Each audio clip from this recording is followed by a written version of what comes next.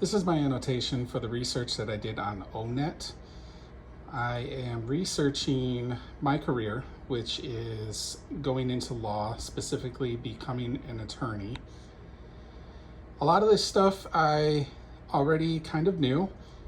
However, some of the stuff is reinforcing some of the things that I already knew. And there's a few things that I found interesting that I'd like to go over with ONET's research here.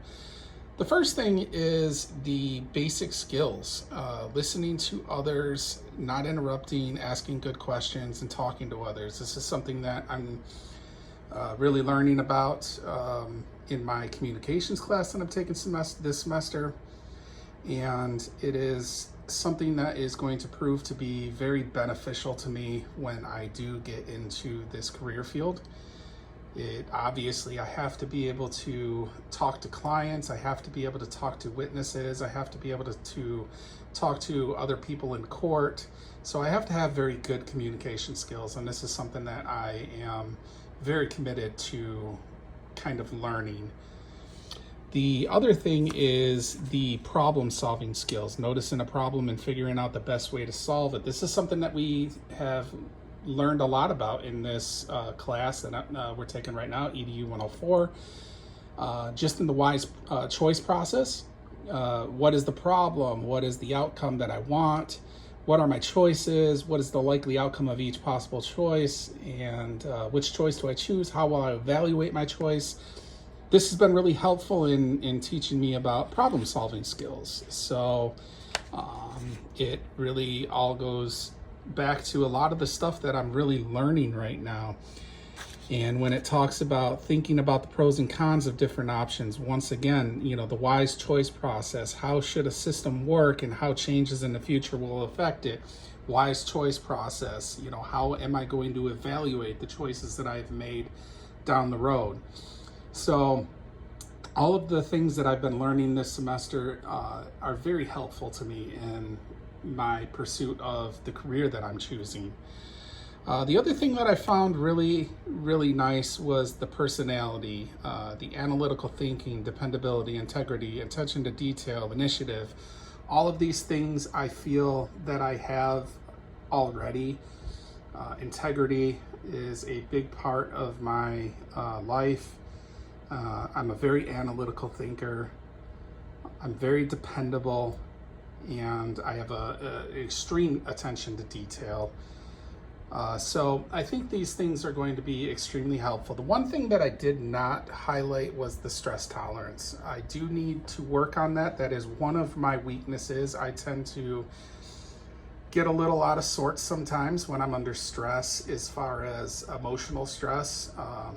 I tend to kind of silence and take some time to my own. I don't talk a lot.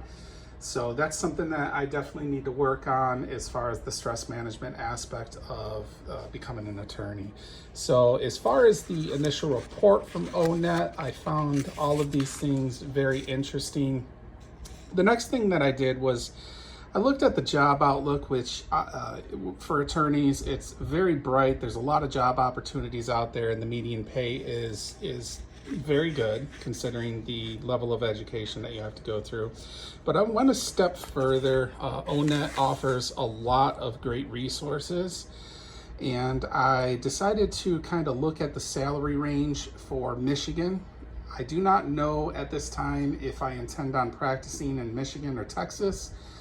We have talked extensively about us moving to Texas when our children finish school and when I finish school. So whether I practice in Texas or Michigan is still kind of up in the air, but I did want to kind of look at what the range of pay and salary is in Michigan, where I live right now. And you can see from the areas that I highlighted, these 4 areas are the areas that I will most likely reside in if I'm still living in Michigan. And as you can see, the highest percentile in most of the places is either at or above $200,000 a year, and the lowest percentile is right around $65,000 a year. which is not bad. The median pay is kind of what I look for, the annual median, and that's right around $100,000 to $120,000 a year. So I did find that kind of interesting to find out, you know, what the pay was for the attorneys in this area. And then I even went an extra step farther and looked at some of the information from the United States Bureau of Labor Statistics and found a lot of interesting information in there regarding not only Michigan, but Texas as well.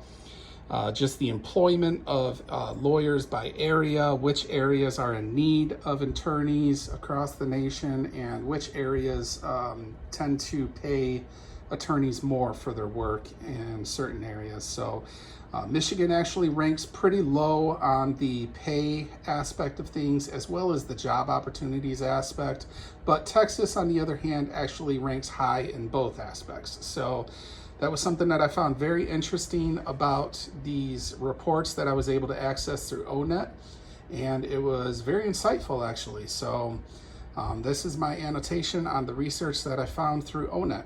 Thank you.